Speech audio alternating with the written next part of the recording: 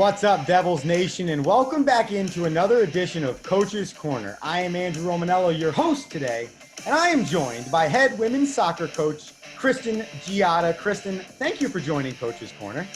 Thanks, Romo. Happy to be here today. So let's give people the background. You've been at FDU for 15 years, but I don't know if everybody knows exactly where you started your coaching journey. So give us that where, and also give us that why you decided to become a coach. Well, actually started my collegiate playing career at Monmouth University. From there, pretty much my college coach at Monmouth was the one that kind of pointed me in the direction of coaching. So from there, I went as a GA, spent a year up at Fairfield University, which is a small Division I program that actually competes in the same conference Monmouth does right now. Actually had the opportunity to come back to Monmouth and continue to get my master's degree. So was there for 3 years as a graduate assistant, working with the goalkeepers and playing for my coach that I did play for in college. From there, kind of bounced over to my first head job, Division III school, which I'm sure we're all familiar with, New Jersey City University. Spent 1 year there, and then finally settled at FDU in 2006. So FDU is my second head coaching job, and very proud to say that I have been here for 15 years, and I'm probably one of the more seasoned coaches in the department right now. So it's been a journey. It's been an awesome experience, and I wouldn't trade it in for the world right now. Well, I can say that your experience has helped me as a young coach in the athletic department, and I appreciate it. Did you believe when you took the job in 2006 that in 2020 we'd be doing this interview and you'd still be the head women's soccer coach there? To be quite honest, no. I really kind of, after a couple years at the Division III level, I really, saw the uniqueness of that, of the institution and of the level that I was coaching at. And I really enjoyed it because it gave me the opportunity to be a little bit more flexible. And, having coached at the D1 level, it was, a lot of it was 24/7 soccer. And I'm not saying it isn't here, but it kind of gives you that outlet at this level to kind of have the best of both worlds.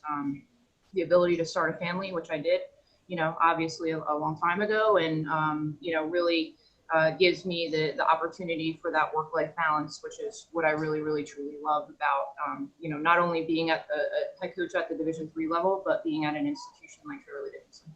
When you started, however, was there somebody that you tried to emulate your coaching style around that you now look back on and say, I'm very happy that I had the experience either working for or playing for that person, and then when I was a coach, I really wanted to be like them because they helped me succeed and I can help my student athletes succeed that same way? Absolutely. So, like I said before, I kind of got my start at collegiate coaching through Kristin Turner, who was my collegiate coach at Monmouth University, and kind of pointed me in the direction of college coaching. And I owe a lot to her. 20 years ago when I first started kind of this gig, it was, kind of taboo for a career with coaching at any level, at any sport. But it was also kind of taboo being a female. And, Chrissy was that one that I really, really looked up to. And she was really that one that kind of held my hand through the process and said, listen, Kristin, I think you've got the knack for this. And, I'm a firm believer that, whatever path you choose, it's not necessarily the path that you've chosen, it's the path that's chosen you. So, I think that, that this path has chosen me for a reason. And, it was kind of my focus even when I was younger, when my mom was a teacher and my mom said, what do you want to do? And I said, I want to be a teacher, but I knew I wanted to teach, but I didn't know in what capacity. And this is kind of the best of both worlds with being able to teach and being flexible and being able to do something that I love. So I owe a lot to Chrissy. I can't just say her though, because I've had so many other really, really great mentors. Paul Blodgett is one of my absolute best friends and has been in the game for, I don't even know, probably over 40 years now. And specific to the goalkeeper position, because that is his passion, but has just taught me so much about the game and has taught me so much about life. I owe so much to him. And it's wonderful to still have those connections with these people that are still really, doing what they did, 20, 30, 40 years ago. So I don't know if this is breaking news to you or not, but you might be that coach now to a lot of aspiring coaches over your 15 years. So I have to ask you this. So at the simplest of form, why a devil? Both as a coach, but also as a prospective student athlete. Why be an FDU devil? Well, I think FDU really has what I call the trifecta. I think it has great academics. I think it has great athletics all across the board, both on the men and the women's side. And I think it has location. So when you've got that trifecta and you've got, everything that, and now obviously our facilities now, when I'm bringing recruits on campus, it's really awesome to show them what they can be a part of. And I really, try and really stress to them that they are looking at FDU at the right time because of all the changes that we're making, not only as a university, but, more importantly, when they, kids want facilities. And, I think that's a big part of it. So when you've got that trifecta going on, when you've got academics and, and especially kids that are really maybe not really sure what they want to do, FDU is that perfect liberal arts school where we have so many options for them, and they may not figure out what they want their freshman year, but their sophomore year, they've got so many options to choose from. Athletics, it's awesome to, just be a part of a university that has such a large student athlete representation. And that's a huge selling point for us is, athletes supporting athletes and, having athletes at your games and vice versa, and just one big family. And the location is just awesome. I mean, 30 minutes from New York City and an hour from the beach, you've got really the best of both worlds. And, once you set foot on campus, I mean, obviously, and everybody else knows that's been at FDU. It sells itself. Well, you mentioned family, KG, and I know that that's something that Coach Noon stresses a lot in our athletic department, but I also know it's something that you stress a lot in your soccer program. So I know why you chose FDU and why you believe others should, but now break it down a little bit deeper and talk to us about what you look for in a Devils women's soccer player and how, when you're recruiting, you want to see a specific person for your program. Absolutely. And I think the thing that we preach within our program is our 5 core values: family, accountability, respect, trust, and dedication. And the minute you meet a recruit and obviously sometimes their parents, the type of character you're going to get with that kid within the first 5 to 10 minutes of that conversation. That kid is going to be and that prospect is going to be a part of your program and is going to be successful. Obviously we look for those kids that, we want them to do well academically here. Sometimes it may not work out for them athletically, but we want to retain them. We want to make sure that they're here first and foremost for athletics, and make sure that they're here and the path that they've, chosen initially is the path that they want to continue. And I think our players really take a lot of pride and cherishing those values that we really instill as a program, both on the field and off the field. And, family is a big part of it. And, Coach Noon does stress that all the time. This is my second family. I joke all the time that I see, my assistants and my players sometimes more than I see my own family. And that's okay. I mean, it's, this is why we do what we do. We're here for the student athletes, and, we want to make sure that, all of our incoming players this year, and I think we do a great job of emulating that as a program and making sure that, even before our freshmen and our first year students and our incoming transfers set on campus, we make them feel that they're a part of the program. And I think that, our staff does a fantastic job of that, and our players do a fantastic job of welcoming the new kids with open arms. Can you touch on really quickly the feeling of seeing a student athlete that you recruit, then going through the 4 to 5 year process of knowing you, being involved in your program, and then seeing them after graduated in the real world, starting families of their own? Because I don't know if that's talked about enough in college athletics, and how for us as coaches, that's almost the most important thing above wins and losses at the end of the day.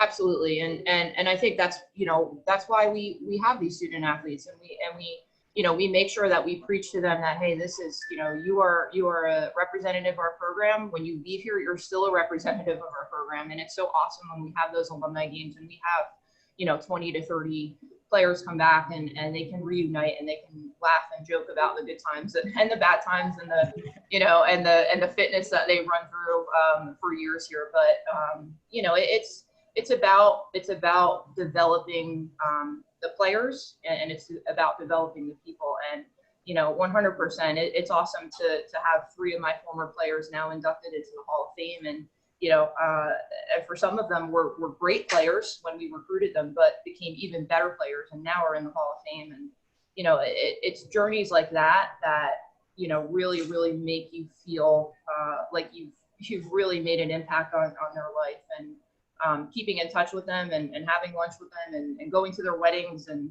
all that stuff is just an extra benefit of what we do as a staff here. And I wouldn't trade that in for the world. Coach, there's no sugarcoating it. I know this is a super difficult time for you and a lot of the fall head coaches and student athletes.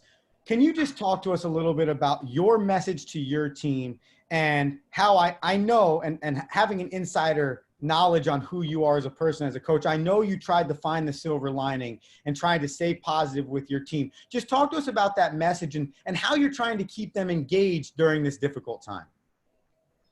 Well, I think first and foremost, it's being honest and it's being transparent.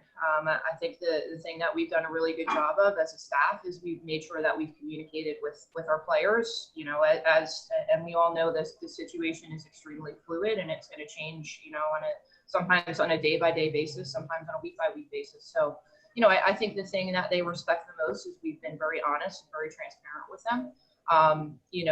We've not put any pressure on them to make decisions. And I think that, I'm always open for conversations, and especially during this time, it's very challenging to have those tough conversations. And I'm sure a lot of people know the extent that we do have our 14 seniors, which is, when we brought this class in 4 years ago, we had 17 and we retained 14 of them.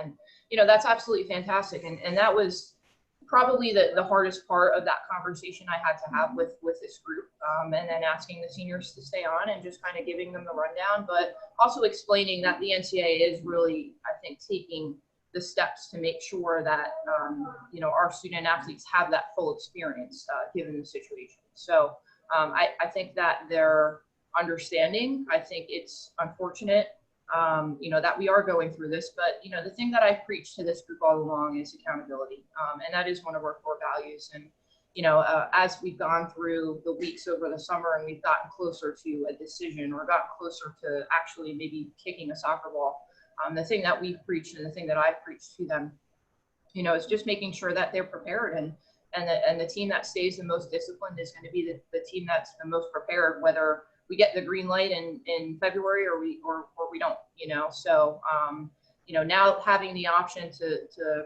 perhaps, continue with skill development in some type of group setting is a positive. And, we just need to really just take it day by day. And, I think Coach Noon has really done a great job with stressing to all of our student athletes that, they need to do what's best in the interest of them and their family right now. Sometimes life is bigger than soccer, and sometimes life is bigger, than the sport.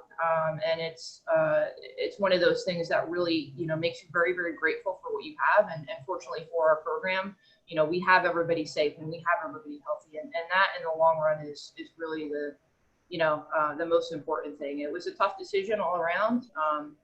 Can't say that we didn't see it coming, but it was very, very difficult to break that news. But, the thing that we're trying to do is just instill in our players to stay positive and be prepared for, day one, whenever that day comes and we get that green light to continue to do what we love. There's a young coach out there aspiring to take this journey on. And I know that as well as many, this is a roller coaster type journey from every angle of being a coach. If there was one bit of advice you could give a young coach starting off, what would that be?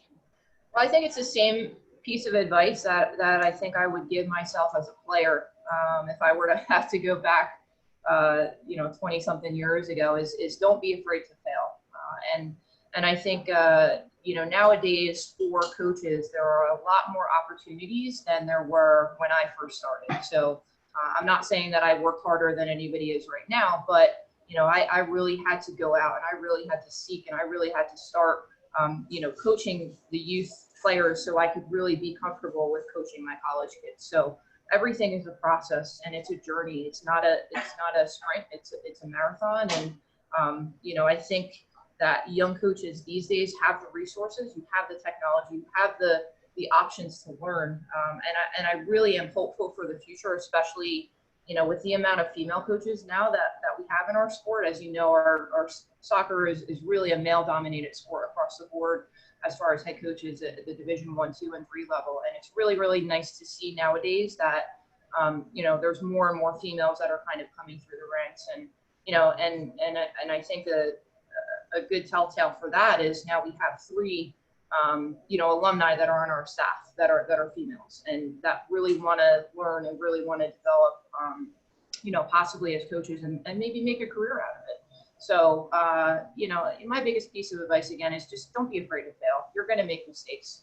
You can't succeed unless you learn to fail first. And that's the thing we preach, every day to this team. And every day it's nice to have those wins, but sometimes, those losses kind of bring you back down to reality sometimes and really make you focus on the bigger picture. Well, Coach Giotta, I can honestly say that I've learned so much from you in my 2 years at FDU, and I hope that everyone listening to this Coach's Corner understands that message, don't be afraid to fail over anything else, could be the greatest thing you actually learn both in sport and in life. So, one, thank you for taking the time to be on Coach's Corner and share your knowledge, but 2, thank you for your dedication to FDU Forum, the FDU Devils Athletic Department. I know my experience there and a lot of other student athletes' experience there would not be the same without you. Well, I appreciate that, Roman, and that's what we're here for, and I can say as one of the more seasoned coaches, it's not just my job as a coach, it's everything else. And I tell our players that every day. 30% of my job is coaching and 70% of my job is everything else. And if it's mentoring our younger coaches and it's being an outlet for anyone on our staff, then that's what I'm here for. So thanks again for this. This was awesome. And anytime we can get exposure for the department and the program, I'm always willing to help. So. When they return, check out the women's soccer program at FDU Forum. It's a lot of fun to watch. KG, horns up. Horns up.